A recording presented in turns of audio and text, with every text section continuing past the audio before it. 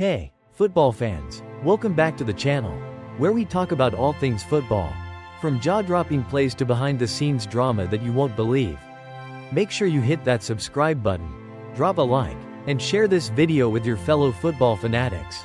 You won't want to miss the inside scoop we've got for you today. Now, let's talk about Mark Gastineau and Brett Favre, two names you know well if you're a fan of NFL history. But their saga is one that might just be more entertaining than a game-winning touchdown in the Super Bowl. The saga: Mark Gastineau versus Brett Favre, the sack that should have been mine. Alright, grab your popcorn, because this story involves not one, not two, but three players, a bunch of unforgettable moments, and a grudge that's been stewing for over 2 decades. The grudge? Well, it's all about a sack. Yes, you heard me right, a sack. But not just any sack. This is about the NFL's single-season sack record, and it's one that Mark Gastineau, the legendary defensive end for the New York Jets, held for years, until Michael Strahan came along in 2002 and set a new record. Sounds innocent enough, right? But here's the twist. Some fans and players, including Gastineau himself, believe that Brett Favre played a part in what he calls a trash sack. So, what's the deal with the trash sack? Let's set the scene. It's January 2002. Michael Strahan, playing for the New York Giants, is about to break Gastineau's long-standing single-season sack record. All Strahan needs is one more sack to make it official. And lo and behold, in the final game of the season, it happens. Strahan gets the sack. The record is his. But, wait, here's the catch. Brett Favre, who was playing quarterback for the Green Bay Packers, was involved in that moment. And not in a way Gastineau likes to talk about. Gastineau is convinced that Favre intentionally fell down during that sack, making it easier for Strahan to break the record. That's right, he thinks Favre took a dive that made it a bit too easy for Strahan to claim the crown. And, in Gastineau's eyes, a record that should have remained his. The big confrontation. Fast forward 20 years later. Gastineau, who clearly hasn't let this go, confronts Favre at a sports memorabilia show. I mean, can you imagine? The tension, the awkward handshake, the "I'm going to get my sack back" comment. It's like a showdown at a western, but with more football gear and fewer tumbleweeds. Gastineau hits Favre with the line, "Yeah, right, when you fell down for Strahan." You could practically hear the mic drop after that one. Favre, who probably didn't expect his day to be interrupted with this kind of drama, tried to play it cool. But you could tell he was caught off guard. He replied, "You probably would hurt me." To which Gastineau shot back, "Well, I don't care. You hurt me. You hurt me. You hear me?" Favre responds with a, "Yeah, I hear you." But it's clear the grudge is alive and well. Gastineau wasn't done though, continuing with, "You really hurt me, Brett," while Favre was being led away by his handler.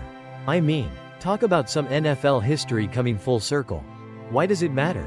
Okay. Now you might be wondering, why is Gastineau so upset? Is it just a matter of pride?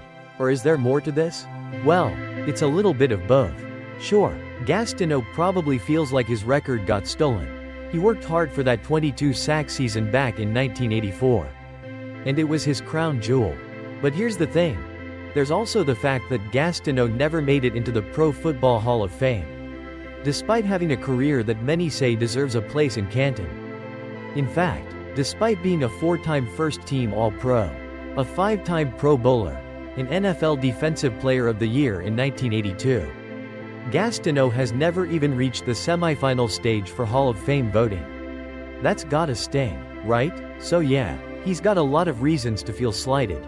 And this whole Favre-Strahan situation just added more fuel to the fire. The legacy of the sack record. Let's take a look at the sack record itself. When Strahan broke Gastineau's record, many fans had mixed feelings. Some were happy to see Strahan get his due, while others felt like it wasn't a clean record. But here's the thing, since then, Strahan's 22.5 sacks have been matched by T.J. Watt of the Pittsburgh Steelers in 2021. And Jared Allen, 2011, and Justin Houston, 2014, each tied Gastineau with 22 sacks in a single season.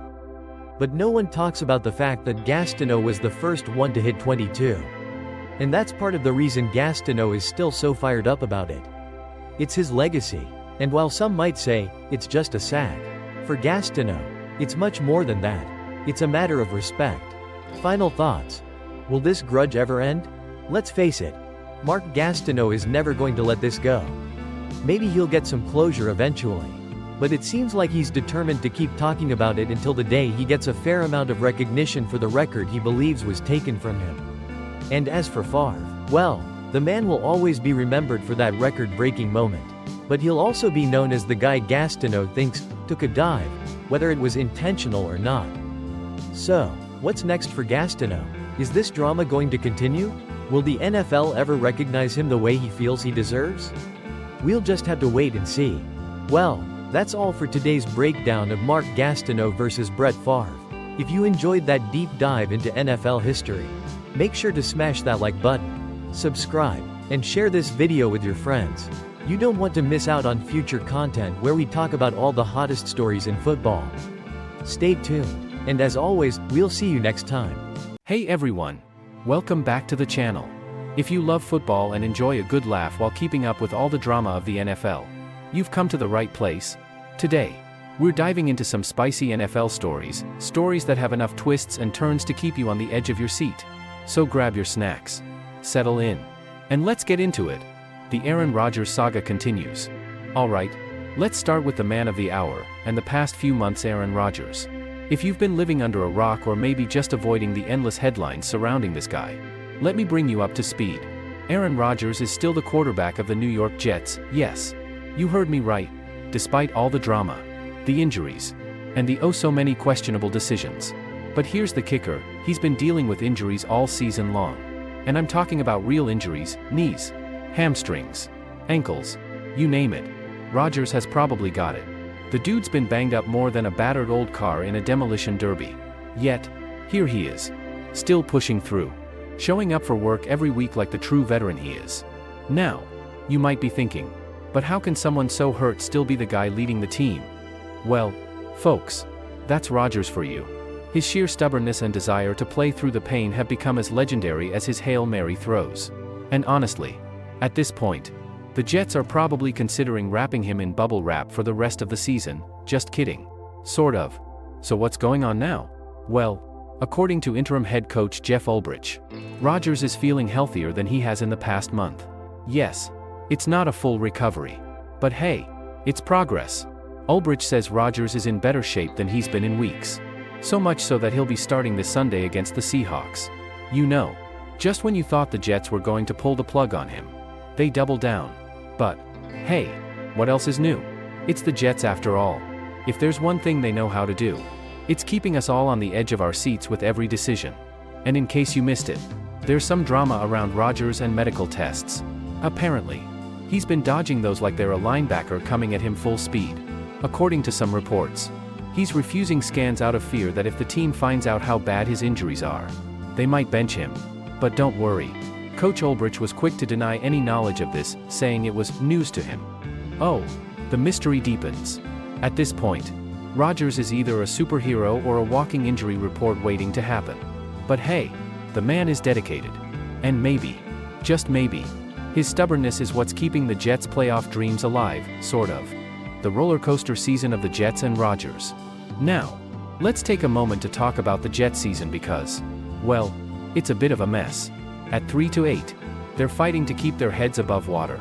And while the team's record is nothing to write home about, they're still clinging to the slimmest of playoff hopes. But if you've been watching, you know this team's offensive struggles are real. Rodgers came in as the savior. Remember that whole "we're getting Rodgers, everything's fixed" thing? Yeah, not so much. Rodgers has thrown for over 2.400 yards and has 17 touchdowns to his name. But let's be real here. The injuries and inconsistent play have been a huge problem. The Jets have been hurt more than a rookie's first tackle. And it's showing up every week. But can Rodgers be the one to turn things around in the next few games? That's the question we all want the answer to. Can he play Superman one more time and lead the Jets into the playoffs? Only time will tell. But one thing's for sure, if they somehow pull it off, it's going to be one heck of a story. A story for the ages. A Rodgers redemption tale we can all tell our grandkids one day. Injury update. Can Rodgers really keep it up? Alright, let's get serious for a second. Rodgers isn't exactly